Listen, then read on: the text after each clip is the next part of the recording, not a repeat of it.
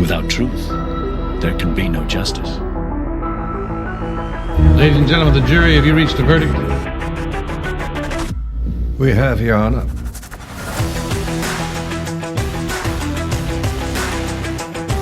Speak out. Ask those questions. Demand that truth.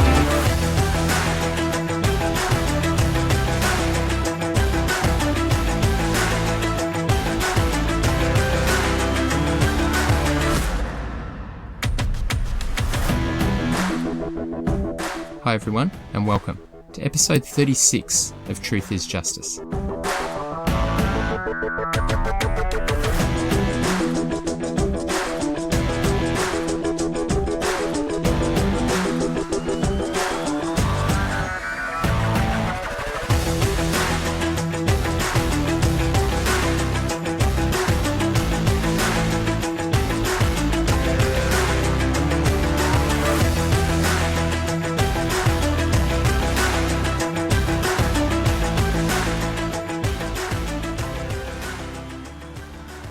One of the biggest question marks over the past year has been, who is Sandra Melgar?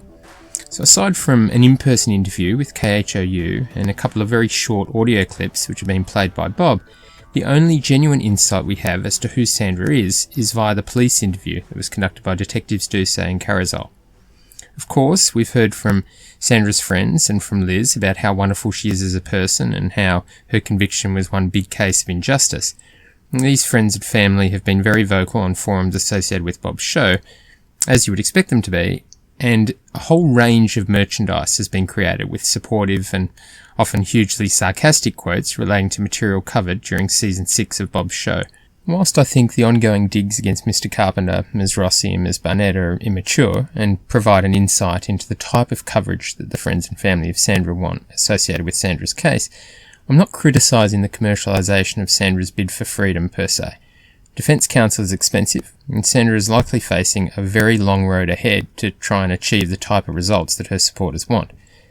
I do feel strongly, though, that closely associating and promoting this campaign for Sandra's freedom with justice for the very person she was convicted of murdering is the part that is in truly poor taste.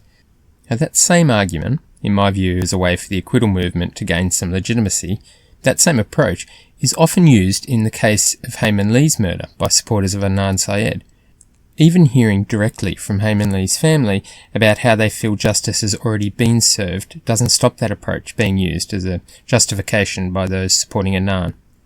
And one key difference between what we have seen in this case and what we have observed in other similar cases is the almost complete lack of input directly from Sandra.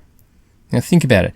Bob covered the case for about a year and we heard nothing from Sandra except for several very short audio clips that don't even include an introduction between Bob and Sandra. This has been explained away by the Free Sandy supporters and Bob's followers and Bob himself in various not at all convincing ways. The suggestion initially that Sandra couldn't be heard on the phone fell flat when it was explained later that Liz was able to speak with her mother regularly on the phone to ask her questions. Then we heard that phone calls to the area where Sandra was being held were not allowed to be recorded, an argument that then falls flat when it wasn't even suggested or confirmed that calls were being made by Bob to Sandra, or Sandra to Bob, where notes could be taken in lieu of not recording the call. Of course, the whole no contact with Sandra issue is complicated by the fact that KHOU did an in-person on-camera interview, whilst there's been no suggestion that Bob ever even visited Sandra during his many trips to Texas. The issue I have with Sandra's lack of input is, how can the Free Sandy movement claim their purpose, or one of their main purposes, is justice for Jim, when Jim's own wife, albeit the person convicted of murdering him, offers up very little in terms of support to find true justice for him? Not even any public comment by way of a written letter outlining her commitment to find justice for Jim in any way possible. And we've heard the argument that Sandra has received legal advice to not speak about the case. And whilst I think that would be sound advice, it isn't something that Sandra has steadfastly committed to, evidenced by her KHOU interview and the short audio clips that Bob has played. And the fact that she was willing and able to answer Bob's questions via Liz, questions specifically about the case. So the no talking about the case argument doesn't seem to work either.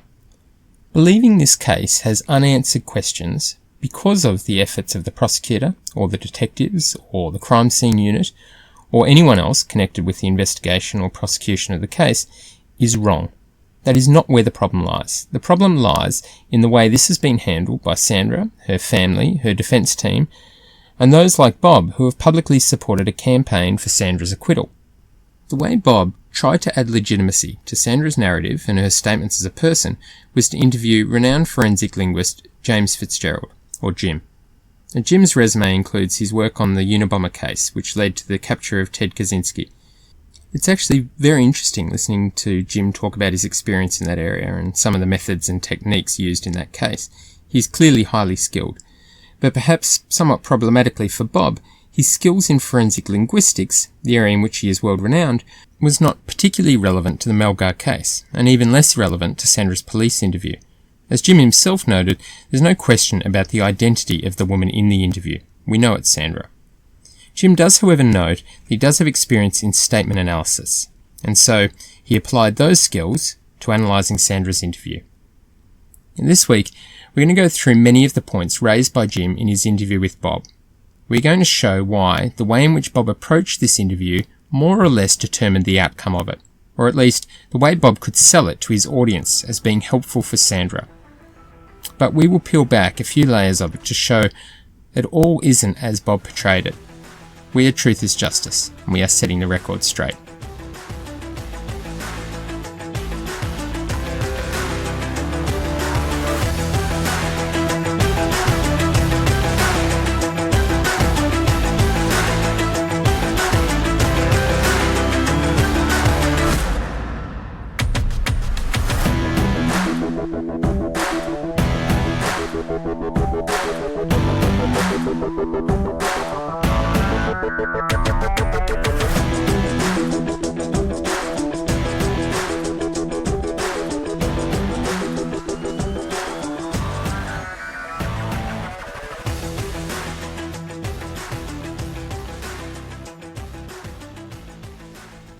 The episode with Jim Fitzgerald aired on the 23rd of December 2018, the day or day after Jim was murdered 6 years earlier.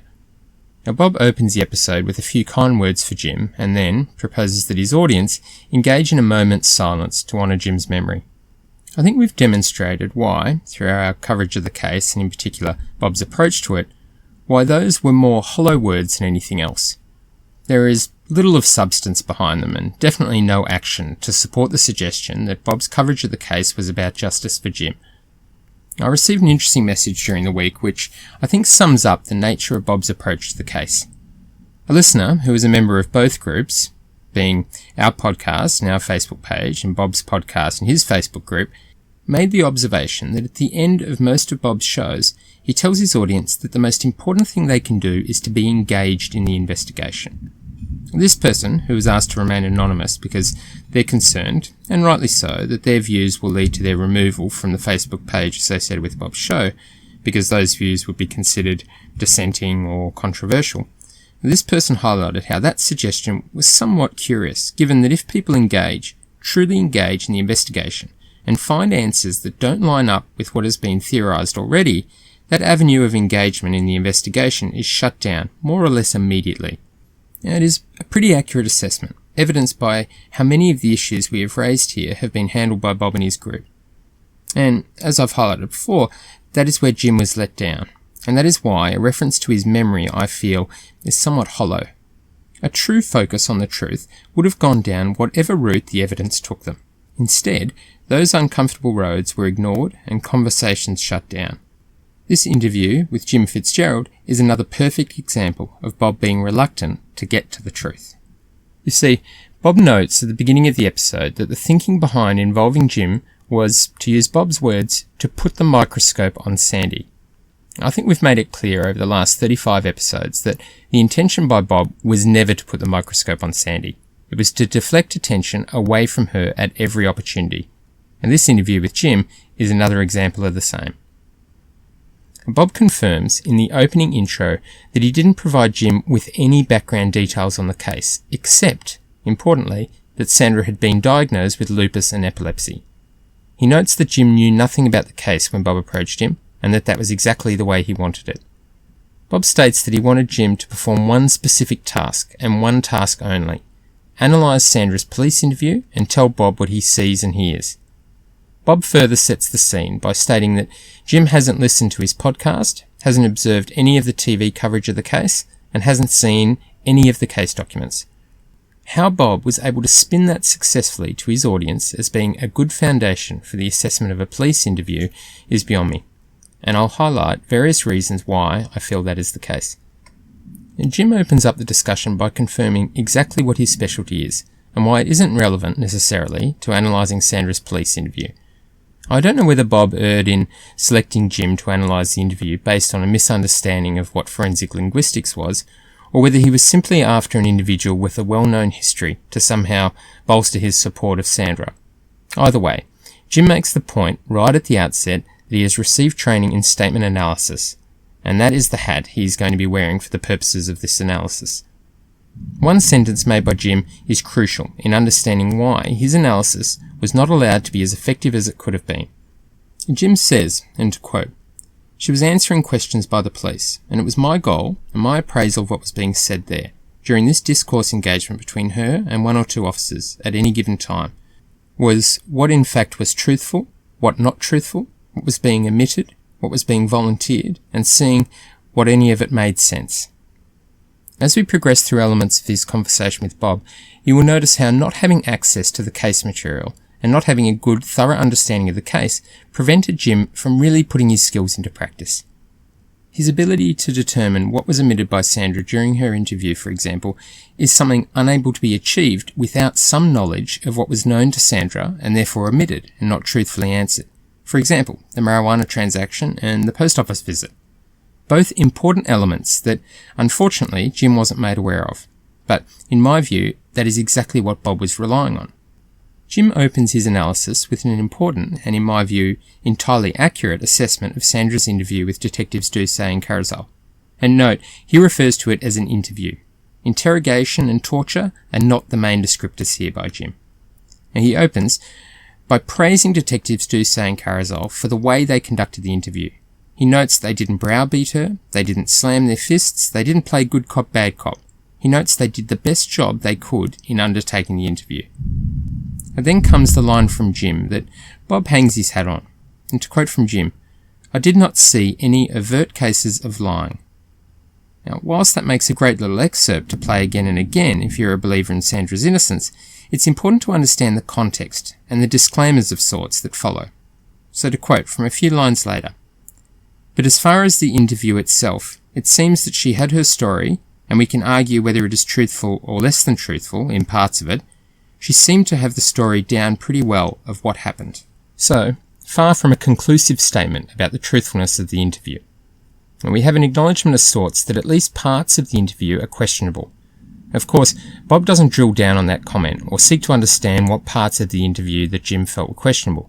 But the next few sentences for Jim do provide us with an insight into exactly why the only piece of background information Bob gave Jim was Sandra's diagnosis of lupus and epilepsy. And to quote Jim, "It is convenient, one could argue, that she happened to pass out or had some kind of a seizure at the exact moment her husband is being murdered." And then he goes on to say, "And she apparently does have a history of seizures, which can be accompanied by memory loss." Now, it's unclear where Jim is getting that information from, whether Bob went further than just passing on information about Sandra's diagnosis, or whether he is relying on Sandra's own statements about her seizures occurring on a monthly basis, a statement we now know directly conflicts with what she told her neurologist following Jim's murder. Either way, it's problematic, and in a way, the way the interview was handled with Jim was disrespectful to his skills and experience, withholding important pieces of information that directly impact on his commentary can have no positive outcome for him, only for Sandra. Now, on that point about the convenience of Sandra's claiming a seizure right at the exact time when Jim was being murdered, would Jim have had a strong opinion if that claimed seizure was described falsely by Sandra during the interview, being the frequency, and that the odds of a coincidence drop off enormously when you consider that Sandra hadn't seen her neurologist for at least a decade, possibly 2, before the murder? Now, who knows, but I strongly believe it would have prompted quite an interesting discussion from him. And Jim wraps up his opening by saying that on the whole, to her credit, either Sandra is a really good liar and kept her facts straight through most of it, or that's in fact what really happened. And we know, at least with respect to the claim about the frequency of the seizures, that Sandra is a really good liar, especially if Jim's knowledge of Sandra's frequency of seizures was informed by Sandra's interview. If it was, then she managed to even fool him. So I'd suggest that in itself is evidence of her skill in being deceitful. Bob then asks Jim about his thoughts on Sandra's emotional state, given that it is a matter of hours since she found Jim murdered. And that question was worded in a way that assumes Sandra's story was true. Otherwise, it had been almost 24 hours since she realised that Jim was dead, a fact she would have known as the murderer. And regardless of the way the question is framed, Jim's response is interesting. He talks a little bit about his experience with interpreting people's reactions to trauma, noting how someone found on the floor in uncontrollable balls of emotion could actually be guilty, and someone straight-laced and emotionless could actually be innocent. And then notes that he is hesitant to ascribe too much to Sandra's relatively calm demeanour for the bulk of the interview, but he does draw particular attention to the final 10 minutes of the interview, where he notes that she spends the whole time with her head in her hands without looking up, questioning whether that is because she realises that Jim is gone, or whether it is because she realises that she is a suspect. Jim actually describes it as a likely suspect in his murder. He goes on to note how the questions directed to her in that final phase of the interview, coincidentally, given the timing of her closing up to questions or not, are becoming increasingly pointed, including discussion of how she was tied up, and he raises the point, in a somewhat questioning way, whether Sandra was being truthful about not knowing what a staged crime scene was. Now, on the staging question, I think Jim is being more than a little generous in his assessment of Sandra's response in not being familiar with the term staging a crime scene. And here's a little experiment you can do. Ask someone who isn't addicted to true crime whether they would have any idea what a staged crime scene is. My suggestion is that most adults would have a reasonably good idea of what that term means. Whether that is educated by movies or TV shows, or simply an understanding of what the word staged placed before the words crime scene would mean. At this point of the interview, Bob throws in some support for Sandra by way of a comment on how people see Sandra as a calm individual, and that her reaction at the end of the interview is somewhat demonstrative, or at least supportive, of her innocence. To add some weight to his support for Sandra, Bob here references Jim Clemente. And for those of you that don't know, Jim Clemente and Jim Fitzgerald are good friends. Jim Fitzgerald himself describes Jim Clemente as both an old friend and a good friend in other interviews and on his website. I say that just to highlight the underlying links here. Bob's views on the case were being made very clear, and Jim Clemente's views had already been made clear. And Jim Fitzgerald does pretty well to tread that fine line of not directly upsetting the host or his good friend. To Bob's support of Sandra, Jim doesn't offer up too much by way of confirmation or his own support. About the closest he goes is to bring up the question asked of Sandra about what should happen to Jim's murderer. Some of you may recall that point of the interview, and it's recognised as a way to question a suspect, the theory being that a guilty person will suggest a lesser punishment for the crime than an innocent person would. And Jim handles Sandra's response delicately, noting that initially she suggested prison, and only on being prodded did she seem to agree to a death sentence for the person guilty of Jim's murder. Jim then goes on to raise an area of the interview where, in his opinion, Sandra gets a little bit tripped up on. It's the discussion around the wraparound bruise on Sandra's arm. Jim notes how Sandra struggled to explain it, but then, to use Jim's words, she happened to remember minutes later that she slipped getting out of the bath. Jim goes further and describes how a wraparound bruise could be indicative of the person being stabbed trying to reach out and grab the arm of the person stabbing them. And we've talked about that before. Imagine standing face to face with someone, both of you right-handed. If you were the attacker, you will likely try and control the person you're attacking with your left hand whilst freeing your right hand for stabbing. As the person being attacked, the arm right in front of you, trying to control you, is the attacker's left arm. Coincidentally or not, as Jim also infers, it is that left inner bicep where Sandra's wraparound bruise was found. Bob's response to this from Jim is interesting. Again, we have a minutes-long defence of Sandra by Bob. The wraparound bruise explanation by Sandra is explained by Bob as actually reflecting well on Sandra, because Sandra's story suggests it was the other arm. And conveniently, Bob avoids the problem of that being more or less impossible in the way that Sandra describes it, because of the way they were positioned in the jacuzzi. But Bob goes on to ask Jim for his thoughts on Sandra, in Bob's view, not taking any opportunity to utilise any forensic countermeasures, as Bob describes them. Now, tellingly, Jim doesn't agree with Bob's assertion that Sandra didn't take any of these opportunities, pointing out the way that Sandra describes a car following her and Jim from the CBS. He talks about that a little, but once again, we don't have Bob drilling down on that at all. Jim raises questions about how many people would be aware of a car following them, and that is, presumably, without the knowledge that the drive itself, from the CBS to their home, was only a few minutes in duration, with the potential following car being even less than that.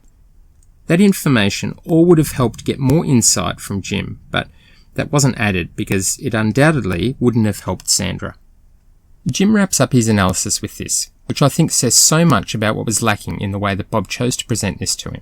And to quote Jim, "There are certainly questions that could be further asked. There are certainly evidence I'd want to further examine, including the crime scene itself, her medical history, interviewing her doctors, neighbours, other people that know her, even the waitress and the people at the restaurant that night, including at the CBS, anything we could pick up, and see what kind of pre-offence behaviour Sandra may have engaged in that would be one little bit of a clue." And many of those are points that Bob himself has avoided, and discussions he has shut down. My overall impression of the interview with Jim is that he is a very intelligent man who recognises the very significant deficiencies in Sandra's narrative, and he recognised that without access to the case material or other background information. Imagine what his thoughts on the case would have been if Bob had been upfront with him and shared with him the information necessary to properly assess Sandra's interview. And Jim does finish up with a statement that, based on the evidence that he's seen, he's not sure whether there was enough evidence to convict Sandra at trial. And that statement needs to be viewed with the knowledge that Jim actually didn't review any of the case material. And to quote Bob at the end of the episode, "Despite what the critics may say, our number one and only goal is to find the truth in every case that we investigate. And we do this by bringing in the world's best experts to give an unbiased analysis of every single element of the case. And that's what we've done here." I could not disagree more strongly with that statement by Bob. Far from being interested in the truth, his quite obvious objective is to dispute anything damaging to Sandra and delicately present her case in a way that very quickly shuts down any negative consequences for her. And it couldn't be any clearer than in the way this interview was handled. It was designed to get the benefits of using a world-renowned expert without exposing Sandra's case to the risks of doing so. It was showmanship and carnival tricks on Bob's part.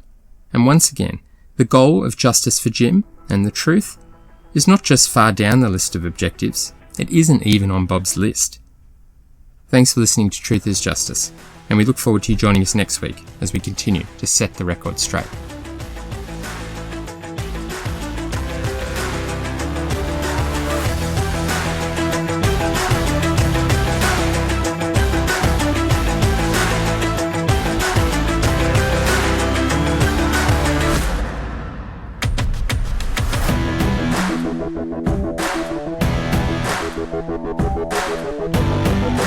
Thank you.